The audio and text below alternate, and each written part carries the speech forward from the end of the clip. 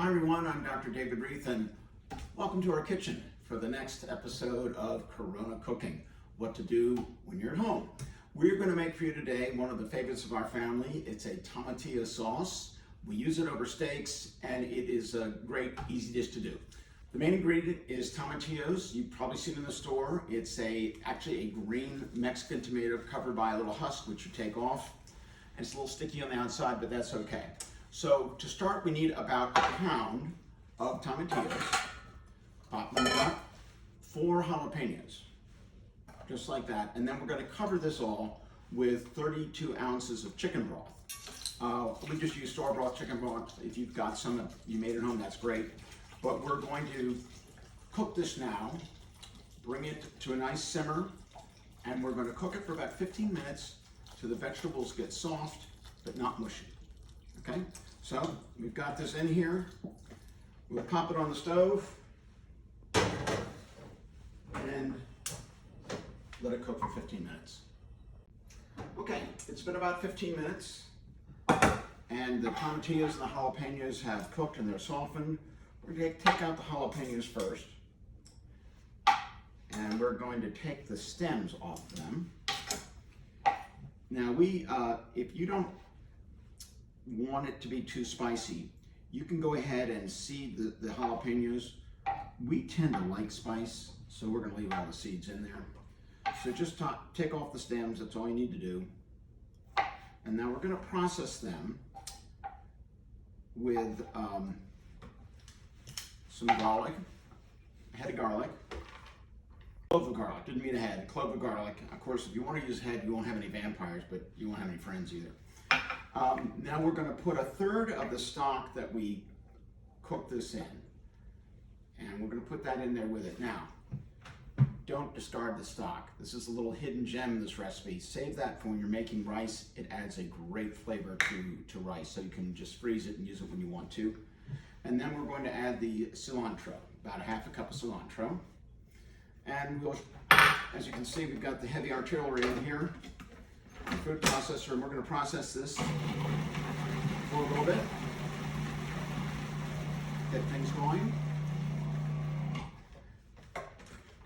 and now we add the jalapenos, or the tomatillos. So we'll just put them in here. You can see they've sort of changed color a little bit. They're still staying together fairly well. You don't want them too mushy.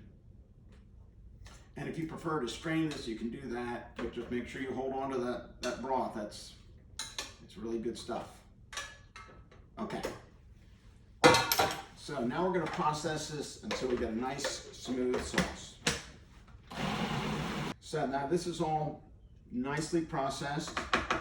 It sort of kind of looks like this. And we're now going to saute this. So first, we're going to use a little bit of cooking oil. You can use canola oil. We happen to have avocado oil here, so I'm going to use a tablespoon of that. I'm going to get this going on the heat, medium-high heat. And once that's up to temperature, we'll go ahead and put in our salsa. Warmed up now, and so we're just going to go ahead and put this in here.